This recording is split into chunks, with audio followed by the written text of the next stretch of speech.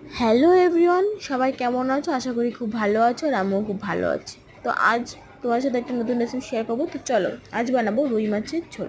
তো দেখো কত সব কিছু কেটে নিয়েছি, আলু, টমেটো, পেঁয়াজ, আদা, রসুন সব কিছু কেটে নিয়েছি, পেস্টও করে নিয়েছি। কড়াইতে তেল দিয়ে একে একে মাছগুলো সব ভেজে নিয়েছি। এবার সেই সেম তেলের মধ্যে আলুগুলোও একটু লবণ আর একটু হলুদ দিয়ে ভালো করে ভেজে নেব, একটু লাল লাল করে ভেজে নেব।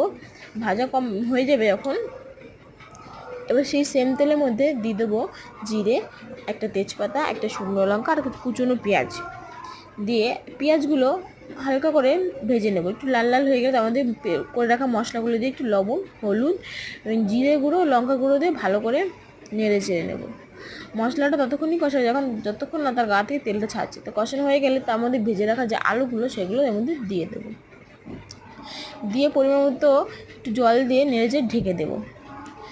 ঢাকনা তোলার পরে দেখতে পাচ্ছ অনেকটা টেনে গেছে। তা আরও কিছুক্ষণ নাড়াচাড়া করে যখন দেখবে যে শুকিয়ে গেছে মশলাটা গা থেকে একদম জল, তখন দিয়ে দেবো পরিমাণ মতো জল দেওয়ার পরে ফুটে গেলেই দিয়ে দেবো এক একে মাছগুলো।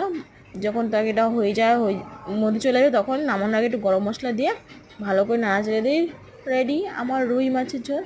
কেমন লাগছে অবশ্যই জানিও, আর ভালো লাগলে একটা লাইক, কমেন্ট, শেয়ার, সাবস্ক্রাইব করে দাও। পারলে তোমরা ট্রাই করে দেখো, খুব সহজ।